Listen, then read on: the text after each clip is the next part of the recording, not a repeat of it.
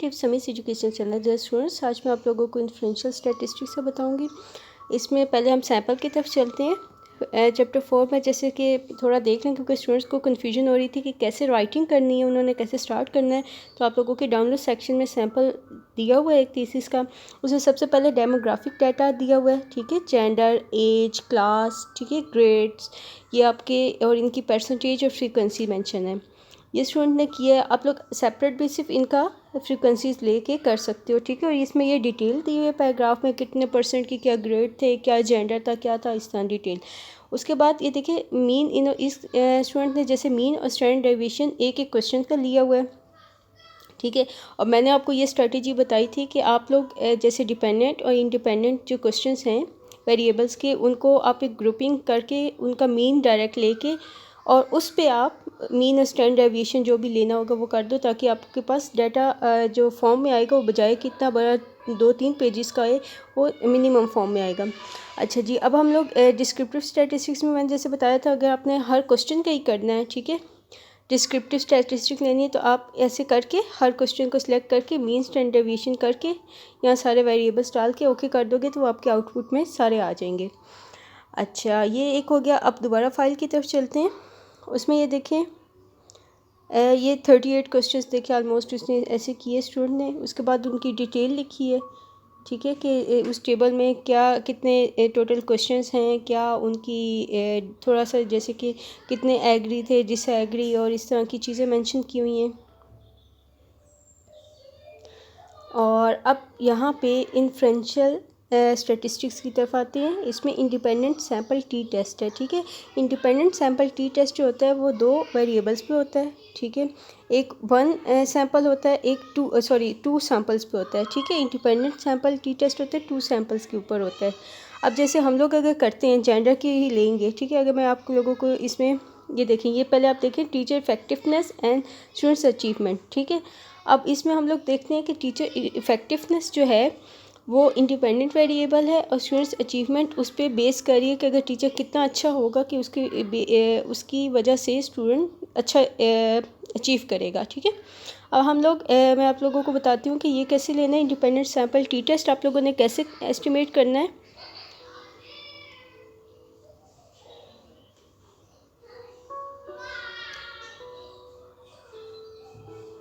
यहाँ पे हम लोग देख लेते हैं, किसी एक वेरिएबल को अगर मैं इंडिपेंडेंट वेरिएबल कर लूँ, ठीक है, तो अगर मैं यहाँ पे टीचर स्पेशल कंसर्न या टीचर टेक्निक्स को मैं इंडिपेंडेंट वेरिएबल कंसीडर करती हूँ, एनालाइज करते हैं, ठीक है।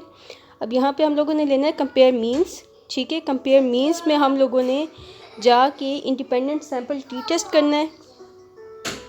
यहाँ पे हम लोग जेंडर लेंगे, ठीक है। जेंडर की बेस पे ग्रुपिंग वेरिएबल हमारा जेंडर हो गया। इसमें 2 वैल्यूज़ हमने एंटर करनी, 2 सैम्पल्स की बेस पे। तो हम लोग एक हम मेल और फीमेल के जो हमने नंबरिंग दी हुई है कि 1 और 2, वो हम एंटर करेंगे, ठीक है। हम लोगों के पास इसकी 2 वैल्यूज़ हैं जेंडर की, वो हम लोग इसमें एंटर करेंगे।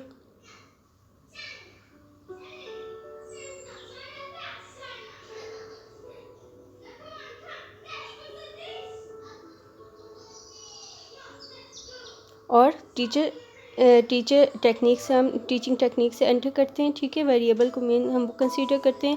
हम 95% श्योर हैं कि हम लोगों का जो मीन होगा वो ठीक है, हम लोगों ने जो कैलकुलेट किया है।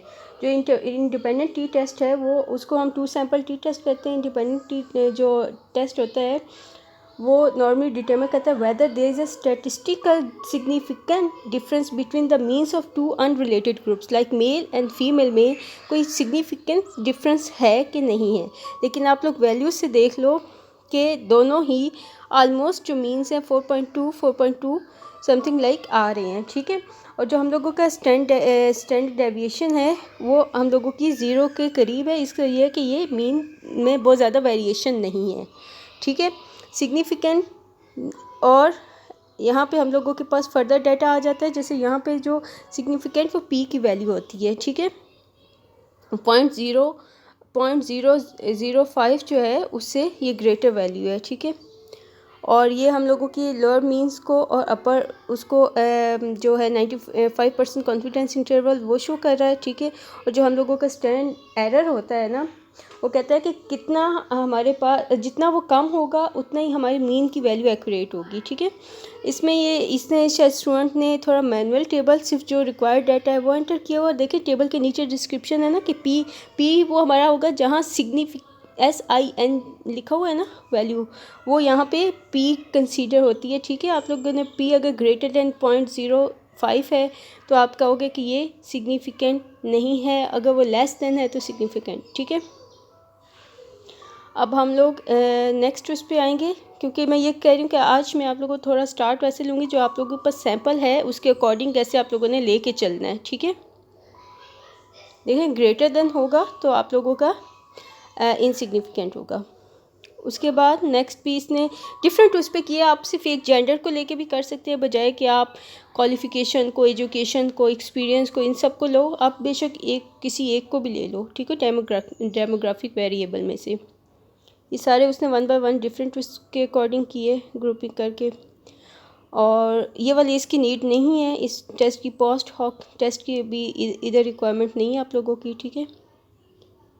हाँ, वन वे अनोवा, ठीक है। अब ये देखिए, अब on teacher effectiveness in terms of on different classes means जो इन लोगों ने, इसने जो स्टूडेंट था इसने डेमोग्राफिक वेरिएबल में कैटेगराइज की हुई थी। आप कंपेयर मीन में जाओगे, वन वे अनोवा करोगे, ठीक है। जो वन वे अनोवा भी होता है ना, वो भी एक तरह से, पहले हम कैलकुलेट कर लेते हैं फिर मैं आपको बताती हूँ क्या होता है।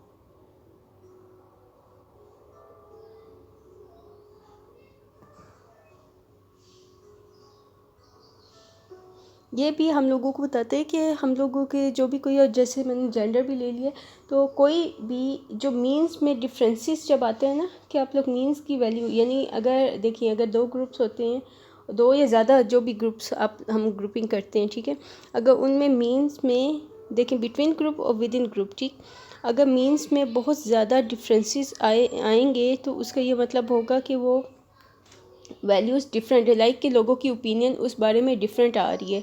अगर मीन सारे, जैसे आप लोगों की मीन की वैल्यू 5 मैक्सिमम पता है स्ट्रांगली एग्री है, ठीक है, और 4 के अराउंड आ रही है, तो इसका मतलब है बहुत से लोग इस बात से एग्री करते हैं, ठीक है, कि आप ऐसी टीचिंग टेक्निक्स यूज़ करोगे या कुछ अपनी इसको इन्हेंस, इफ़ेक्टिवनेस को या स्टूडेंट्स अचीवमेंट्स को इन्हेंस करने के लिए करोगे।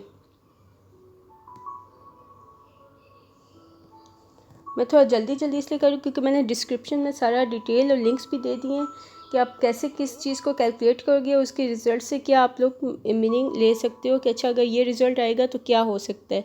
अभी मैं, क्योंकि टाइम भी कम है सबमिशन का, और इसमें और APA स्टाइल में जो टेबल कन्वर्ट करने का अगर किसी स्टूडेंट ने रिक्वेस्ट करनी, मतलब कि आप लोग देख लो, अगर आप लोगों को वीडियोस बाकी जो हैं यूट्यूब से समझ आ जाएगा कि APA स्टाइल में कैसे करना, वरना मैं आप लोगों को उस पर एक सेपरेट वीडियो बना दूँगी।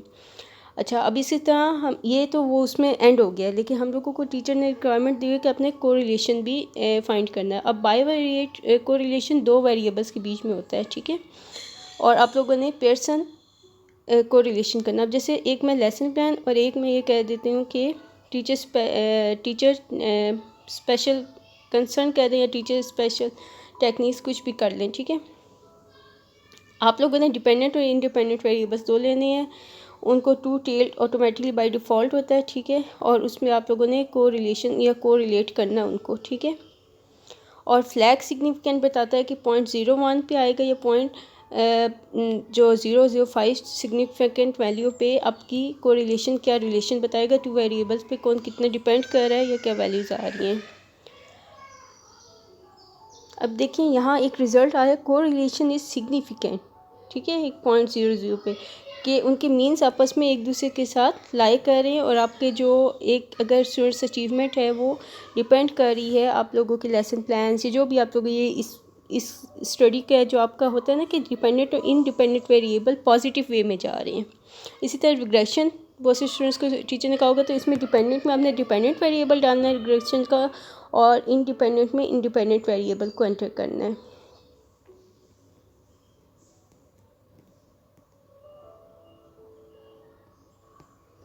ये लीनियर रिग्रेशन होगी, ठीक है।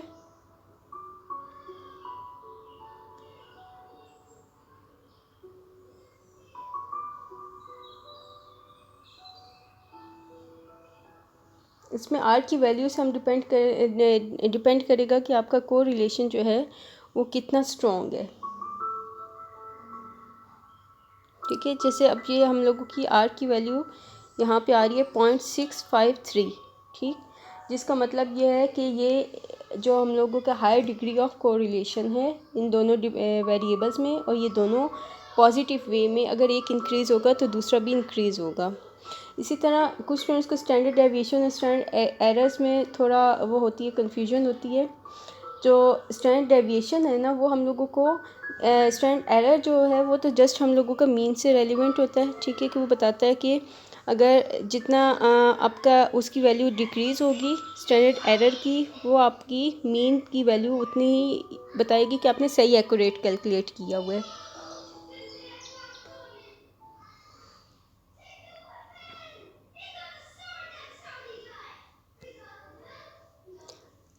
अच्छा, ये कुछ चीज़ें इस वीडियो में मैंने मतलब सिर्फ रिग्रेशन और इन चीज़ों का कुछ पॉइंट जल्दी में आप लोगों को ट्राई किए बताने की।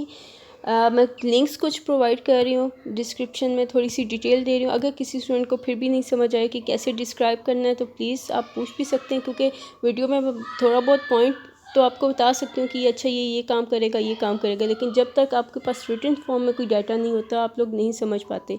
तो मैं लिंक्स कुछ दे रही हूँ डिस्क्रिप्शन में, और बाकी अकॉर्डिंग टू माई वैल्यूएशन कह दो, एनालिसिस कह दो, कि ये चीज़ कि आप लोग इतना इस थीसिस में SPSS का पार्ट कर लोगे जितना मैंने कुछ वीडियोस में बताया, तो आप लोग कम्प्लीटली अच्छे मार्क्स ले सकते हो, कंप्लीट कर सकते हो इस असाइनमेंट को।